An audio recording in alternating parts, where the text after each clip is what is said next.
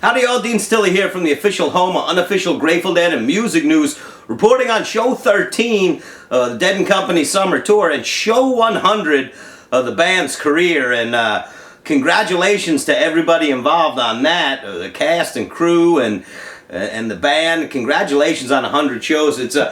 It's surprising how many we got in the rearview mirror already, and that's at least 100 times some fucking bozo has said, best show ever. And so anyway, let's hope we get the opportunity for a lot more bozos to say shit like that. Anyway, congratulations to the band. Great. We're happy that that this band's got some legs, and we hope they can keep running on them. So anyway, there's chatter all over. Some people are downright upset about the theory that still holds, the theory of Bill's hat. You'd think there's Russians meddling in Dead and Company, with some people that are so eager to just tear down this theory, but there's a story we'll get to later on. I don't know if it's myth or legend, but there's a story of Bill's hat that we'll get to. Anyway, we're in Blossom, and you know, Sweet Blossom, come on, here we go. I was worried they were going to mail this one in. Big shows coming up in Alpine, and the possibility for them to just mail this one in is strong.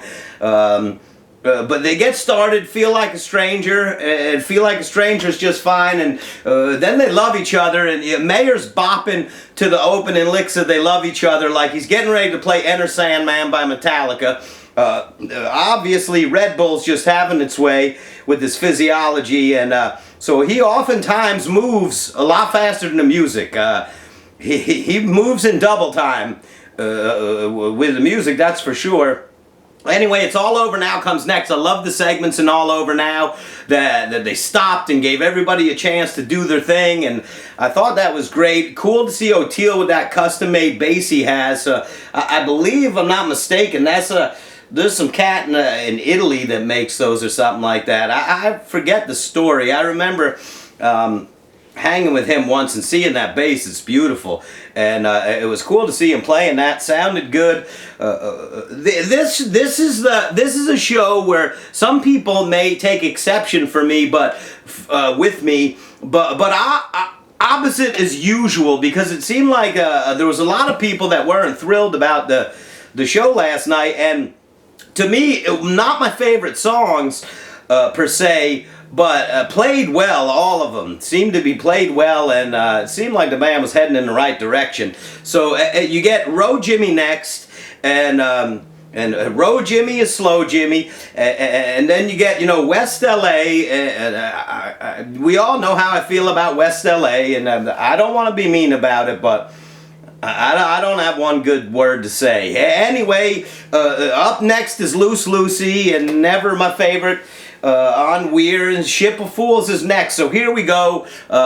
First we're rowing, and now we're on the Ship of Fools, so we go from a canoe to a pirate ship, but still a segment that's a little bit sluggish.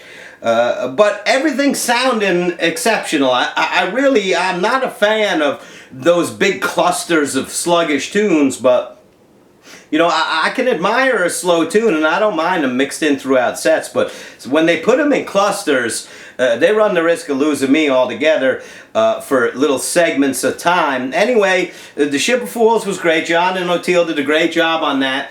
And then get Passenger, which I loved. Tour debut, Passenger. You know, last night, the last review from Darian, I don't know if I was clear about it, but, you know, new tunes that I talked about were tour debuts. I don't believe any of them from Darian were bust-outs. They weren't the first time the band played them, but they were tour debuts. The first time we've heard them this tour. And so Passenger, I thought, sounded great. Fun song, not an easy tune to dance to, but I thought it sounded better than a lot of Passengers in the past. That tune sometimes can come across live a little bit on the awkward side, as opposed to the studio cut, but I thought it sounded great last night. I had a ball. So here's the story. Matt Bush writes the set list, right? He's Weir's, you know, right-hand man, has been for a long time, and he writes the set list. And, you know, you're going into a big weekend at Alpine, and what should we play? And let's see what we can get in there. And from what I understand, he had writer's block. He was having a hard time coming up with the set. He sees Kreutzmann's hat sitting on the couch next to him. He puts on Kreutzmann's hat and starts getting this just ingenious blast of creativity, and writes down Sailor, Saint, He's Gone, Scarlet Fire. And as this incredible blast, you know, comes through him, Bill walks by to go take his chops on the kit, warm up a little bit, grabs his hat, throws it on, there goes all the creativity, took it right off of Matt Bush's head. So, the first half of the second set, you can thank Bill's hat for. And I don't know if that's a myth or urban legend or something, but that's the story, and I'm sticking to it, because they come out for the second set and you get Sailor, Saint. That's weird as best if you ask me. Always smooth as silk through that. The words just always seem to fall in the proper places, and the jams maybe were a little bit thinner than I'd like to see them. As the Sailor turns into the Saint, you know, he starts finding himself there, and they were a little bit thinner than I'd like them to be, but I thought it was played incredibly well. Weir sung it, I thought, excellent, and Sailor Saint I loved. He's Gone had pop, and, you know, to me, they just, everything they played, they were playing like they meant it. And then you get Scarlet Fire, and everybody's going to have a blast during Scarlet Fire. The place is totally electric at that point. This is when you look up there and you realize it's the fucking hat. So anyway, that first half of the second set was smoking. I mean, that Scarlet Fire was hot.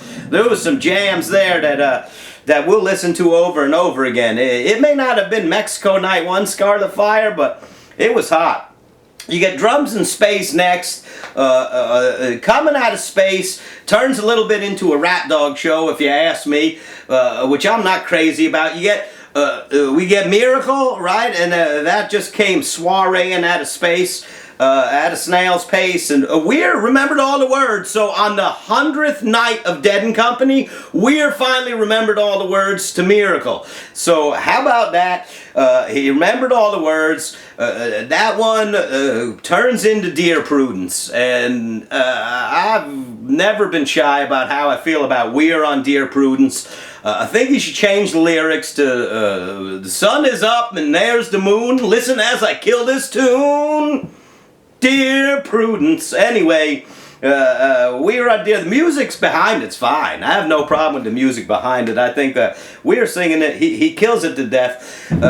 You get Throwing Stones, which a lot of folks are crazy about. And so there you go. Coming Out of Space, we get a Rat Dog show. They come out with their acoustics. You think Ripple. Nah, Ripple's getting saved for a place like Alpine. You get Knocking on Heaven's Door, and nothing wrong with that. Weir took liberties with solos during that one, which they were brisk and invigorating, to say the least. Anyway, for all you trying to kill the theory, hoping it dies, didn't work. First half of the second set keeps Bill's hat theory alive. I love you forever. Talk to you after Alpine. Enjoy a few days off.